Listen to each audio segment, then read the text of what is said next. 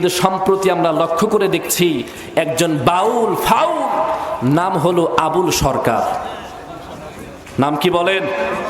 আবুল সরকার। এই আবুল সরকার কুলাঙ্গার আল্লাহ তাআলাকে নিয়ে বাজে মন্তব্য করেছে, কটূক্তি করেছে। কথা বলেন ঠিক কিনা মুসলমান?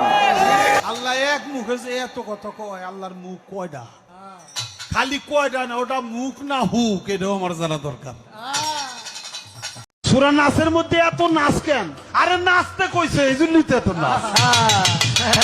সে বলেছে আল্লাহর কয়টা মুখ? আল্লাহ এক মুখে অনেক কথা বলে। এইরকম আরো অনেক জঘন্য কথা বলেছে। আমার মনে হয় সুপ্রিম কোর্টের সামনে এই আবুল সরকারের জিহবা টেনে ছিঁড়ে ফেলে কুকুরকে খাইয়ে দেওয়া উচিত। কথা বলেন ঠিক কিনা মুসলমান?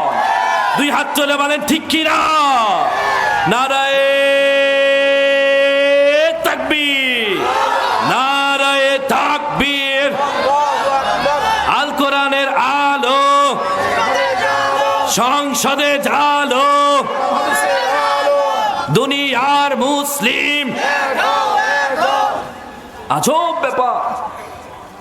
গানে গানে বলতেছে আল্লাহর কথার নাকি কোনো আগামাতা নাই। নাউজুবিল্লাহ বলবেন না? শুধু তাই নয়, পবিত্র কুরআনুল কারীমের সর্বশেষ সূরার নাম কি হুজুর? সূরাতুন নাস। এই সূরাতুন নাস সম্পর্কে সে কথা বলতে গিয়ে বলতেছে আল্লাহ রাব্বুল আলামিন পবিত্র কুরআনুল কারীমে সর্বশেষ সূরা দিলেন, সূরার নাম সূরা নাস। প্রথম আয়াতে দিলেন কুল আউযু বিরাব্বিন নাস, দ্বিতীয় নাম্বার আয়াত মালিকিন নাস, তৃতীয় নাম্বার আয়াত ইলাহিন নাস। প্রত্যেকটা আয়াতের শেষেই হলো নাস। হুজুর ঠিক কিনা বলেন?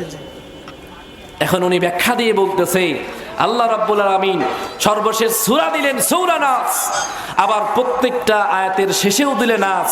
তার মানে হলো আল্লাহ তাআলা বলতেছে বান্দারা তোরা শুধু নাস। নাউজুবিল্লাহ বলবেন না? আর জোরে বলি না আউযু বিল্লাহ।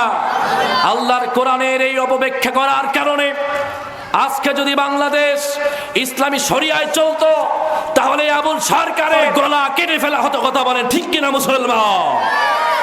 কারণ এই কোরআনের অপব্যাখ্যা করার কারণে ইসলামী শরীয়ত যদি কায়েম থাকতো এর বেঁচে থাকার কোনো সুযোগ থাকতো না। অথচ দুঃখজনক হলেও সত্য, আমরা লক্ষ্য করে দেখতেছি একদল নামধারী মুসলমান এই আবুল সরকারকে সারানোর জন্য পায়তারা চালাচ্ছে। নাউজুবিল্লাহ বলবেন না?